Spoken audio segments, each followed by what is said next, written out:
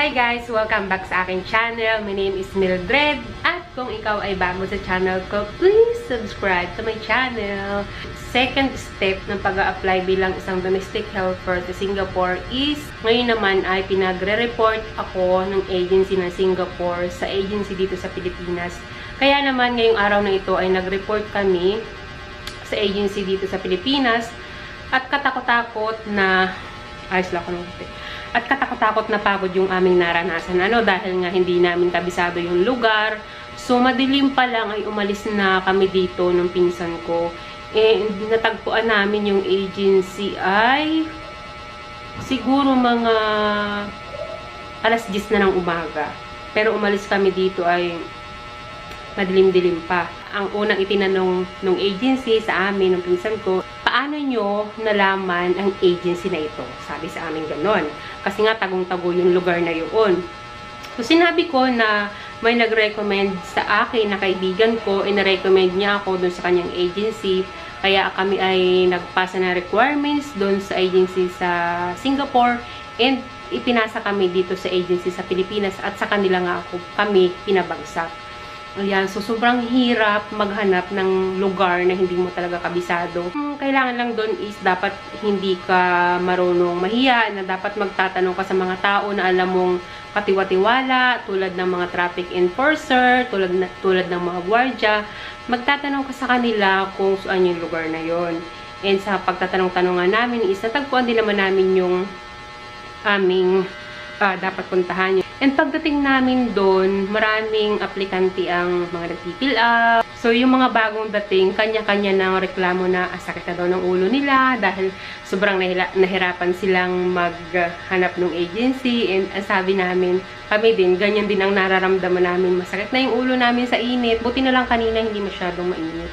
Para siya makulimlim, katamtaman lang para sa mga kagaya nga namin na naghahanap ng trabaho, lakad dito, lakad doon. So, kanina, akala namin ay mamemedical na kami. Pero meron palang schedule na tuwing umaga lang nagme-medical. So, in-schedule lang kami kanina na bukas na kami ime-medical. Pero kanina, naka-ready na kami. Pero kahit naman pala kami dumating ng mas maaga, hindi naman kami mamemedical dahil tuwing umaga lang nagme-medical yung kanilang clinic na pinagme-medicalan. Yung agency na pinag-applyan ko is ang hawak din nila ay Singapore at Hong Kong. So, kami nga ay Singapore. Marami kaming kasabay na maraming nag-a-apply sa Hong Kong. Dahil pala guys, ang Hong Kong ay wala ng salary deduction. Kumpara dito sa Singapore, kung saan kami pupunta, ay merong salary deduction. Ibig sabihin ng salary deduction, umutang ka, kumbaga makakaalis ka na wala kang gagastusin kasi nga umutang ka sa agency. Tapos yun naman sa Hong Kong, talagang wala, pagdating mo dun automatic buwan-buwan sa sahod ka na. Pero ang pagkakaiba lang nun, medyo nahihikayat nga kami pero mas nakakatakot pa rin kasi sa Hong Kong mayroong termination.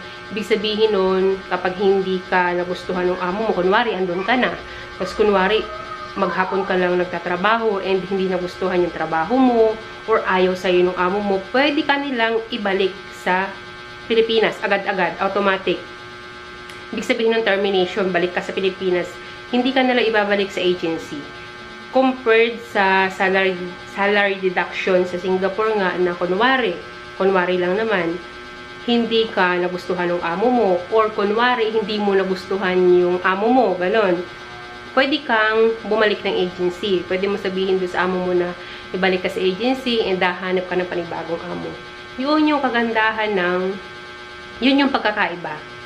Parehas maganda yun sa Hong Kong pero parang nakakatakot. Parang susugal ka, ganun. Parang isusugal mo yung kapalaran mo. Kasi hindi mo naman alam pagdating doon kung talagang ikaw ay suswertein sa amo. Alam naman natin na napapanood natin sa Facebook na merong hindi siniswerte ng amo, kaya ganun yung mga nangyayari. Halos wala pang isang buwan, pinababalik na ng Pilipinas dahil nga hindi sila nagugustuhan ng kanilang employer. Compare dito sa Singapore na meron kang option, meron kang pamilian, kumbaga. Ayan, nagkakapilang ako at talagang sobrang masakit na sa ulo dahil nga nalipasan ka na ng gutom. Pero kanina, nagbano ka ng tinapay. Tapos kasi kapag may ginagawa ka, yung fill up ng mga kung ano-ano, ganyan-ganyan, parang hindi mo na rin naiisipang kumain. Lagay ko lang dito.